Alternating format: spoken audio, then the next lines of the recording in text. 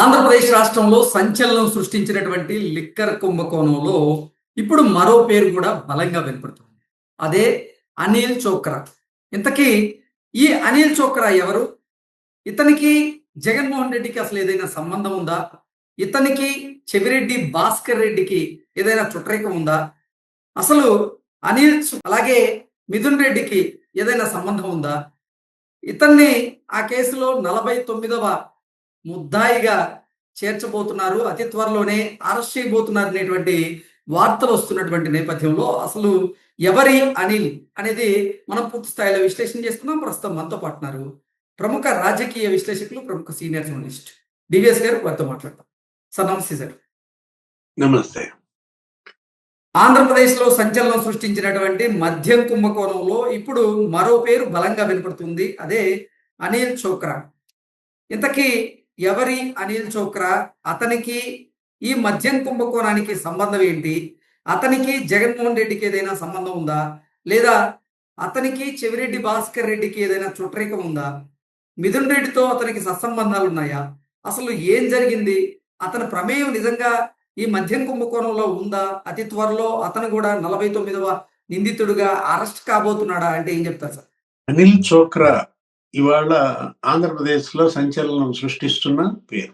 కొత్తగా ఈ AP liquor scam లో ఏంటి, మొత్తం 5-6 ఖండాలకి మనీ లాండరింగ్ జరిగింది. ఎంత మనీ లాండరింగ్ జరిగింది అనే దానికి అసలు ఇంతవరకు నీకు అసలు లిమిట్స్ తెలియట్లేదు. ఏది ఇప్పుడు 4,000 కోట్ల మనీ లాండరింగ్ జరిగిందని కృష్ణదేవరాయలు అన్నాడు. 2,000 కోట్లకి దుబాయ్కే వెళ్ళింది అనిల్ రెడ్డి ద్వారా అన్నాడు. ఇప్పుడు 4,000 కోట్లు కాదు, దగ్గర 40,000 కోట్ల మనీ లాండరింగ్ జరిగింది. ఎందుకంటే ఈ స్కామ్ 99,000 కోట్ల మద్యం అమ్మారు. దాంట్లో ప్రభుత్వంకి వచ్చిన లాభం ఎంత అని చెప్పాడు సజ్జల రామకృష్ణారెడ్డి? 25,000 కోట్లు అన్నాడు. ప్రభుత్వ ఖజానాకు వచ్చింది 25,000 కోట్లు అన్నాడు.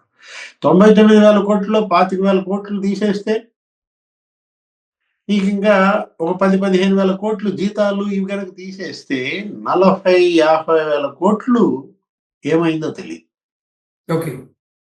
ఏపీ లిక్కర్ స్కామ్ లో 40,000-50,000 కోట్లు చేతులు దాటాయి. అంటే ప్రభుత్వానికి రావాల్సిన సొమ్ముకి వీళ్ళు గండి కొట్టారు. దానికి మరి అనిల్ చోక్రా పాత్ర ఏంటి? ఏ విధంగా ఇతను దుబాయ్, లేకపోతే హాంకాంగ్, లేకపోతే టాంజానియా, ఐవరీ కోస్ట్, క్యామరూన్, రకరకాల దేశాలు, అటు ఆఫ్రికా దేశాల పేర్లు వినపడ్డాయి. ఇటు యునైటెడ్ అరబ్ ఎమిరేట్స్ ఆ దేశాల పేర్లు వినపడ్డాయి. America, next Europe. అంటే ఇది ఖండాంతరాలు దాటిన కుంభకోణం.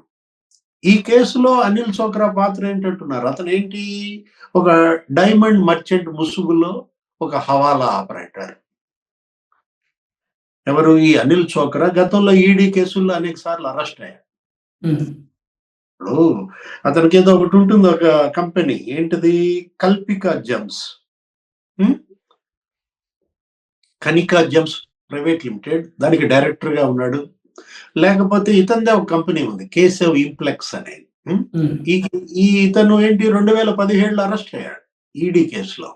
దగ్గర అది 6,000 కోట్ల స్కామ్ 2017లో. అసలు ఇండస్ ల్యాండ్ బ్యాంక్ కే 1,100 కోట్ల మోసం చేశారు. దగ్గర 4-5 బ్యాంకులకి ఫేక్ డాక్యుమెంట్స్ చూపించి మోసం చేసి మనీ లాండరింగ్ చేసిన కేసుల్లో ఇవాళ ఇతను ఎవరు, ఈ అనిల్ చోక్రా, నీకటు ఐసిఐసిఐ బ్యాంక్, లేకపోతే బ్యాంక్ ఆఫ్ ఇండియా, మరి 4-5 బ్యాంకులను వీళ్ళు మోసం చేసి మరి 1,100 కోట్లు కేవలం ఇండస్ ల్యాండ్కే, దానికే 5 ఏళ్ళు జైల్లో ఉన్నాడు. 2022లో బెయిల్పై బయటకు వచ్చాడు. 2021లో కరెక్ట్ గా జగన్మోహన్ రెడ్డి అప్పుడు సీఎంగా ఉన్నాడు ఆంధ్రప్రదేశ్. జగన్మోహన్ రెడ్డికి మరి అతను తగులుకున్నాడా బ్రహ్మాండంగా, కాళ్ళకి తగిలిన ఇదిగా కంప. అంటే ఏంటంటే ఇప్పుడు అనిల్ చోక్రా ద్వారానే ఈ మనీ లాండరింగ్ జరిగిందా? నువ్వు ఈ ఏపీ లిక్కర్ కేసు ఎఫ్ఐఆర్ కనుక చూసావనుకో, మొదటి ఎఫ్ఐఆర్ 29 మంది నిందితులను పెట్టారు. దాంట్లో ఒక 11-13 మంది పర్సన్స్ ఉంటారు, వ్యక్తులు. అదే ఈ రాజ్ కస్ రెడ్డి, బూనేటి చాణక్య, ఈ బ్యాచ్, ఈ కిరణ్ కుమార్ రెడ్డి, లేకపోతే మిథున్ రెడ్డి, వీళ్ళందరూ ఉన్నారు కదా. ఈ పర్సన్స్ ని మినహాయిస్తే మిగతా ఉన్న ఆ 18 ఏంటది కంపెనీలు, అటు ముంబై బేస్డ్ కంపెనీ. నీకు దగ్గర దగ్గర Kripati enterprises, next new mount gold and jewellery private limited, K Raj enterprises. ఈ 3 ఎక్కడివి? మహారాష్ట్ర బేస్డ్, కల్పాదేవి. ఇప్పుడు ఈ మహారాష్ట్ర బేస్డ్ ఈ కల్పాదేవి జ్యువెలరీస్ వీటికిను అనిల్ చోక్రాకి ఏంటి సంబంధం?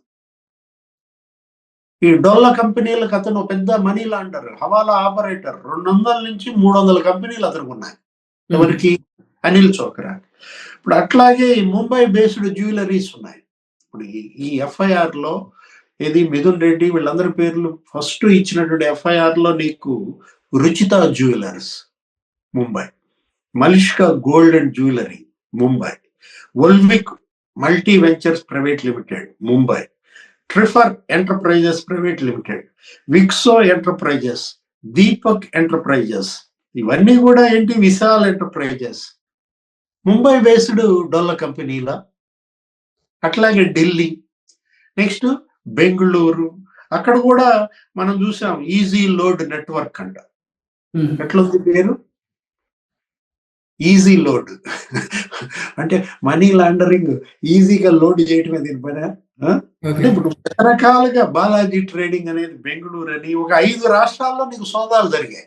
సిట్ ఈ ఏపీ లిక్కర్ కేసులో 5 రాష్ట్రాల్లో సోదాలు. ఇక్కడ నీకు ఏపీ, తెలంగాణ, కర్ణాటక, తమిళనాడు, ఢిల్లీలో దగ్గర దగ్గర 20 చోట్ల సోదాలు చేస్తే నీకు చెన్నైలో Rao Saheb Burugu Mahadev jewellers, next Mohan Lal jewellers, next Ushodaya enterprises, Venkateswara packaging, Venkateswara ఏంటది fruits private limited, India fruits private limited, Suvarnadurga bottles. ఈ కంపెనీలన్నీ సోదాలు జరిగాయి చెన్నైలో.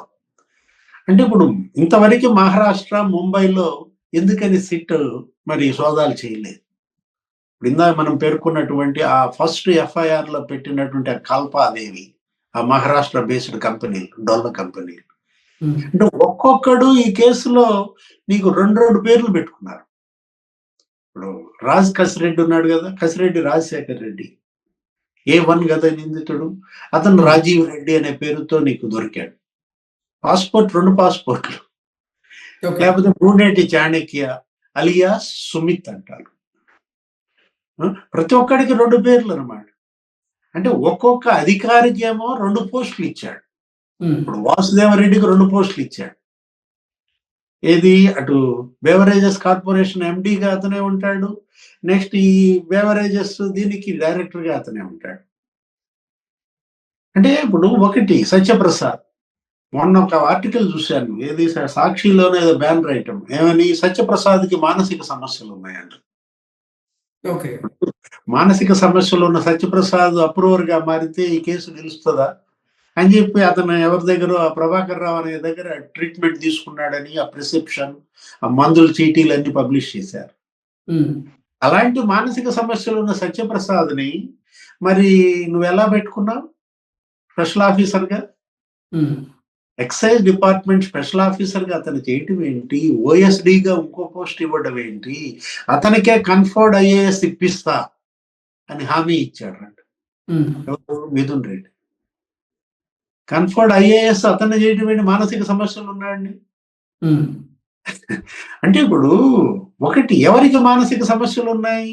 సత్యప్రసాద్ ఉన్నాయా, లేదు అసలు వీళ్ళకే ఉన్నాయా?